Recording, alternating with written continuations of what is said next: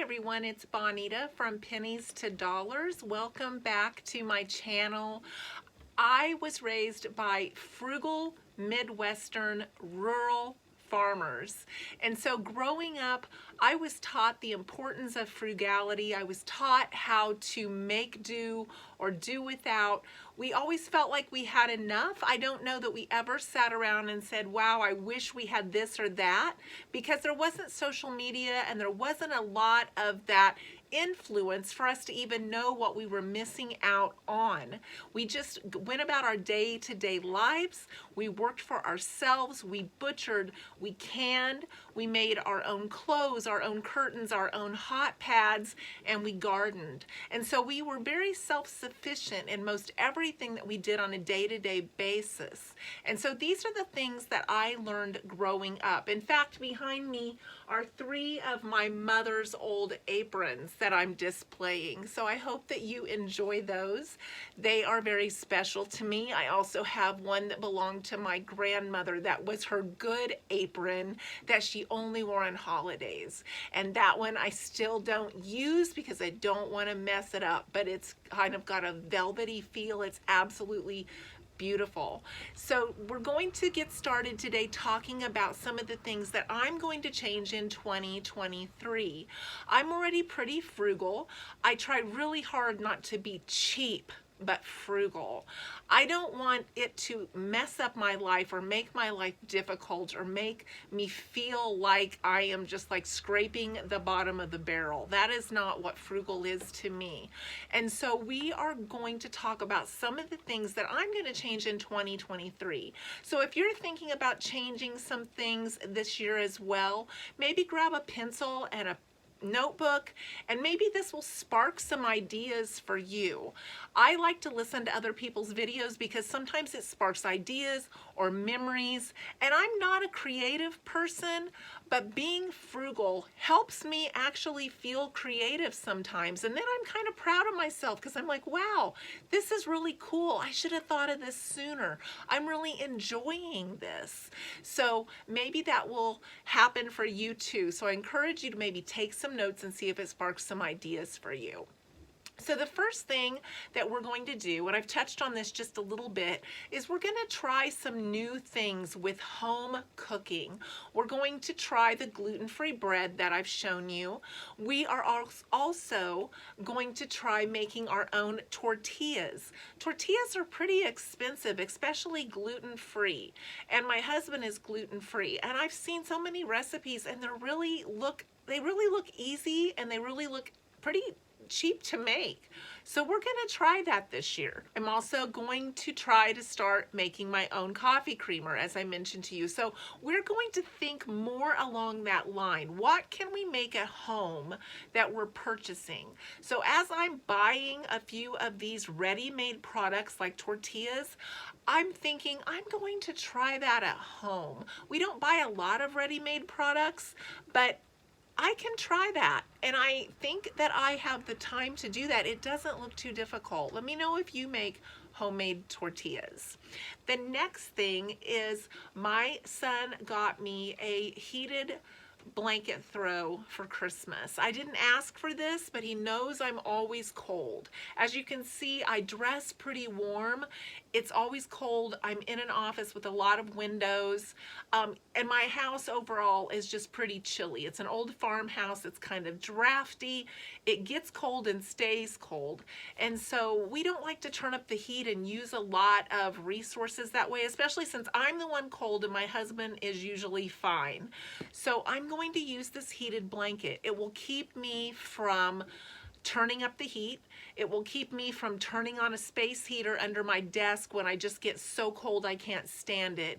And it will save me some money that way. So I'm really excited to use this heated throw. I've even been using it in the evenings when we watch TV, and it's keeping us from having to turn up the heat because I'm cold. Even though I wear layers and I dress really warmly like we've talked before, I still get super cold. So I'm excited to try this new heated blanket. The next thing that we are going to try is I thought, man, you know, when I grew up, there were cellars. My grandma had a cellar. We had a cellar. My first house when I was married, we had a cellar. But this property doesn't have one. I'm not sure why, because this house is from 1907. So I don't know why there's not a cellar. Maybe it was filled in at some point.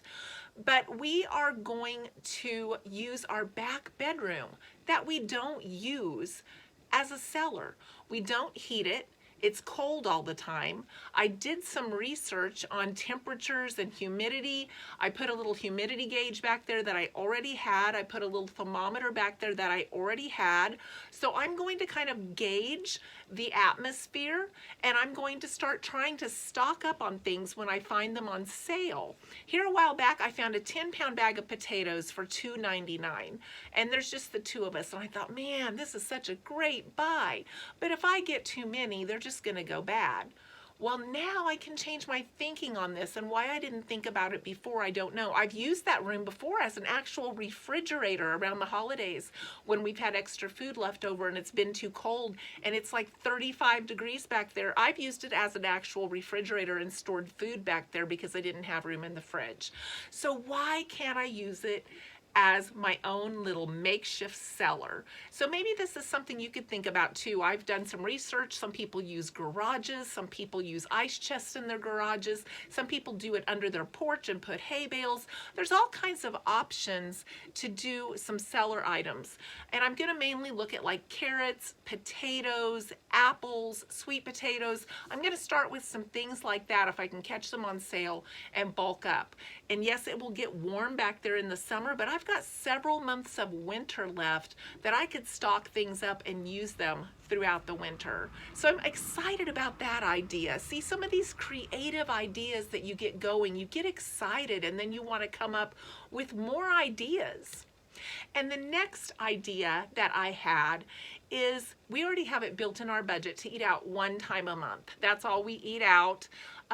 We don't always eat out then, but I have it budgeted in. I'm going to try to just eat out when I actually have like Fetch rewards to get a restaurant gift certificate or a gift card through Fetch, and I can link that below, but we've talked about it before. You just snap your receipts, take pictures, and then you build up points and you can trade them for gift cards. So we're just going to start eating out when we have a gift card to eat out, and then that will help my budget this year. Everything's gone up, even in restaurants, because the food costs have gone up, and I just can't see spending a lot of money this year on takeaway. There's just no reason for it. We have plenty of food here at home. We live an hour each way from the city, so eating out isn't really something that we do, but it is something special that we do. So if I save up for these Fetch points and then we go out and then we don't pay anything to eat, it will be even more special, won't it? So that's one of my goals for this year. Then the last tip I have is we're going to try to be more on the same page. My husband and I already are on the same page for the most part. I mean, we work really hard together to keep things shut off, keep things unplugged, use up leftovers. I mean, all these different things to save money. We've switched over to so many things, and he's been so adaptive. You know, cloth napkins, not using paper towels, using bar soap instead of soft soap. We've switched over to all these things over the last couple of years, and he's been super, super cooperative with all of that, even though he wasn't raised quite as frugally as I was. His parents are probably about 20 years younger than my parents were.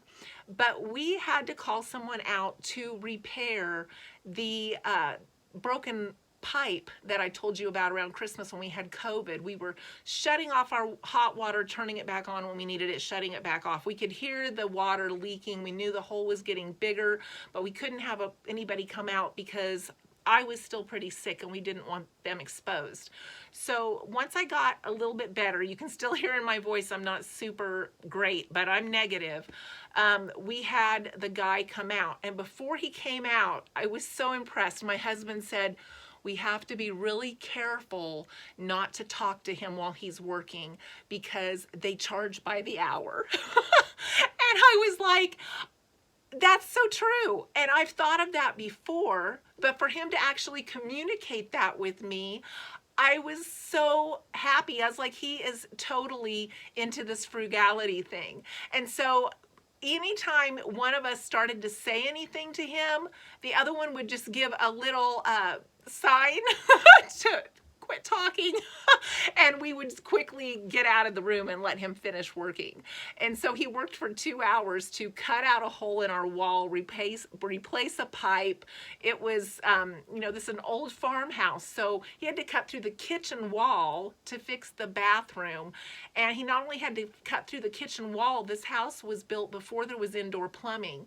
So when they added onto the bathroom, you had the outer exterior of the wall with siding and everything that he had to cut through the kitchen to get to that pipe without having to totally ruin our brand new walk-in shower that we just had put in. And he was able to do it, but he had to be so careful. And so just getting on the same page with your spouse or with the people you live with is huge. I know not everybody is always agreeable to everything that you suggest, but if you can get them thinking that way and get them moving that direction on some things, then they'll get excited just like you and maybe come up with some other ideas. So I hope this was helpful to you today. I hope it was encouraging. I love to think frugally. I get excited when I come up with new ideas. I hope that you do too. And let's share them in the comments below and help each other get through 2023 as frugally as we can and still enjoy our life. So thanks again for watching, and I'll see you in the next video.